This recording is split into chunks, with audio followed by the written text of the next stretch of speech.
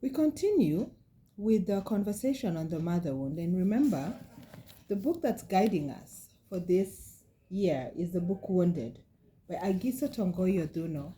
And I would like to highlight our journey so far. We are in month 4 of the mother wound trauma healing journey, and I hope that as you're progressing with yourself, you're not afraid, or the fear is less as you seek to heal those deep parts of you that have been sinned against, as we saw in the book, and also that may have been denied love in a sort of kind of way that you deserved, and that you're able to articulate yourself with clarity. This book is written for those who seek to do the deep work of true healing.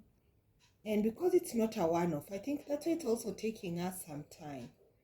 And she began by defining the mother wound as the pain, the agony, the sins committed to a child's thoughts, feelings, memories, and beliefs. Because even from the conversations we've continued to have with some of you, is that we struggle with the memories of our childhood because of the wounds that were inflicted upon us by our mothers. And we will opt to excuse them because they were living in their own time, in their own way, and that is what they knew best to do. How then do we move on after this mother wound? So we have unearthed the causes, the impacts, the effects on us. How do we then move on? How do we take account of our journey, of our childhood that is so foundational into the women that we have become? If you're a mom in waiting, an empty nest mom, a practicing mom, I wonder, what do you feel about the pillars of your motherhood? Are they firm? What do you feel about the foundation of your own motherhood after engaging with us or with this book's content? For me, I will tell you for free that it's been a really, really deep work. And I remember even when I keep reading backward just to be able to reflect on my own personal progress, I realized that after I've read a chapter, a previous chapter now gains new meaning because I have gained the knowledge. And that is why there was a cry out for actually doing the work, because what we are doing currently is going through the book, familiarizing ourselves with the mother wound from Agiso's perspective. And I do appreciate that she took time to include some prayers in this book that, for me, I have struggled with some of the parts of those prayers because they feel so painful. They feel so untellable, if there's a word like that, because subconsciously then you realize that who you've become, how you've presented yourself, and the things you've manifested maybe would have been very different if this wound hadn't afflicted you. And as we go on about the womb experiences today, I pray that we will be able to settle into this session together and be able to process, maybe if you're like me who was rejected at birth, so you can imagine this whole excitement about I'm pregnant and expecting a baby, and then the sudden change of reception when I show up as a girl. And I trust that my mom was all well intended. My dad was all well expectant, and they did not intend to hurt their little baby.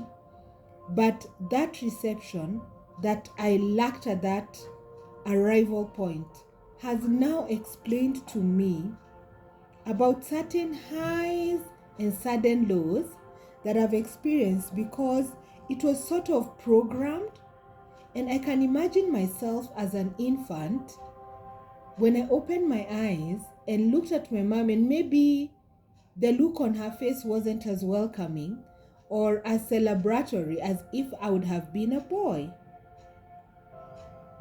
What's your story? Have you made any assignment, or have you assigned meaning to your trauma journey regarding this motherhood? And especially in the womb, where all you can do is feel, process, and then just wait. And to finally be born and meet the person who probably had a difficult labor, and hoping that she will accept you because you're finally here, only to find her exhausted and just wishing this was another time in her life. Or maybe someone who experienced you before time. She had given herself some 2 more months, and there you came.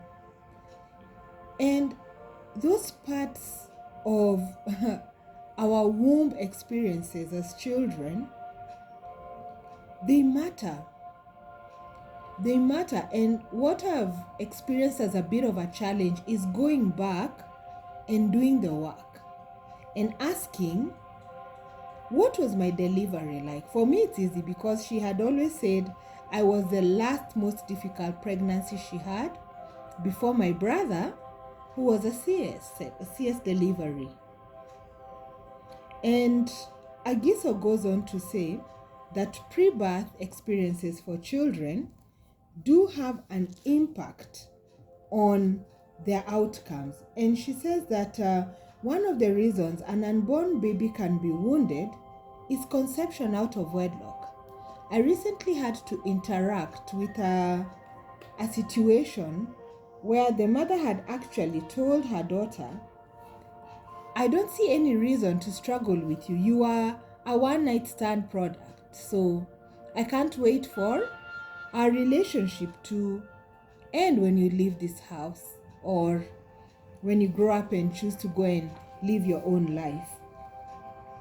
Agiso also says that a child that senses from the mother's womb that it is unwanted will carry the wound of rejection even after birth. She goes on to highlight that a failed abortion attempt by the mother does aggravate the womb. And the little baby lying there hoping that all will be well because I've been housed here anyway, and I think I'm ready to meet you. Are you ready to meet me? And then to suddenly realize that they don't want me. It sounds like they're not ready for me. It sounds like it's tomorrow. What's tomorrow, in the womb? And tomorrow comes and someone goes and they try to get rid of the baby.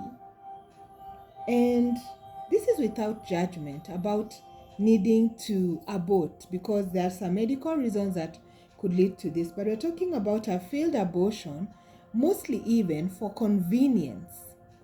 And Agiso goes on to say that any emotional trauma, including prolonged labor, please let's gather here, experienced by the mother will be registered by the baby she's carrying. So you can imagine your baby is ready to come, and maybe your body is not cooperating or some other reason, and so you experience a prolonged labor. What happens to the baby inside that womb is again untellable, because they're the ones that experience it. And so when they finally do check in and how they're received, imagine children also, little ones who are born and their mothers fall ill. So that baby finds itself in the hands of complete strangers, nurses and doctors and grandparents, and they're looking for that voice and they're looking for that soft touch. They're looking for that familiar person that they've been with, only to be reunited with them later. This is a very, very deep conversation for me.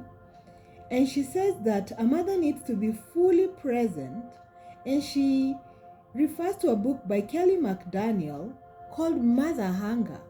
I would like to read that book. She also goes on to say that a mother teaches her baby how love feels through her gaze, sounds, and touch. And a baby adores her mother's face. She doesn't care if her mom is brilliant or beautiful. She just wants a mom who's present.